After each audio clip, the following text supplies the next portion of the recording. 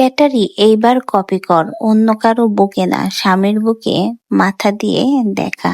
ভাই গো ভাই, শেষমেশ আবারও তিশা এবার আখিকে ওপেন চ্যালেঞ্জ দিয়েই দিল। শুধু যে হাঁসকে মুরগি বানিয়ে চ্যালেঞ্জ করলেই হবে তেমন নয়। এবার তিশা তার জামাইয়ের বুকে শুয়ে ছবি দিয়েছে এবং ক্যাপশনে দিয়েছে জামাইয়ের বুকে শুয়ে মাথা দিয়ে ছবি তুলে কপি করে দেখাতে।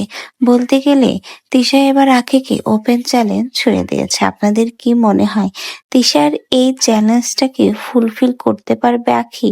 মনে তো হয় না। তাই তো জেনে শুনে ঠিক এমনই একটা চ্যালেঞ্জ দিয়েছে তিশা, যেন আখি সেটা না পারে। বুঝতেই হবে আখির প্রত্যেকটা কথার রিপ্লাই এবার তিশা দেওয়া শুরু করেছে।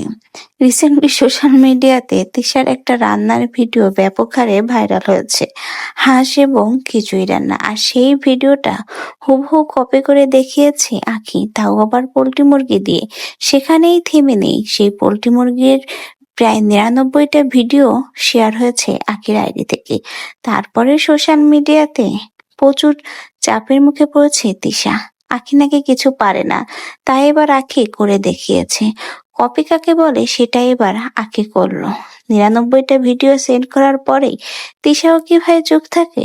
সেও এবার নতুন একটা পোস্ট শেয়ার করে আহাদের বুকে শুয়ে। সেই পোস্টের ক্যাপশনে আবার আখিকে ওপেন চ্যালেঞ্জ। ঠিক এইভাবে যেন জামাইয়ের বুকে শুয়ে ভিডিও দেয়, তাহলে বোঝা যাবে আখি আসলেই সেরা।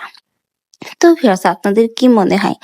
তিশা কিন্তু জেনে শুনে বুঝেই এরকম একটা চ্যালেঞ্জ আখিকে ছুড়ে দিল।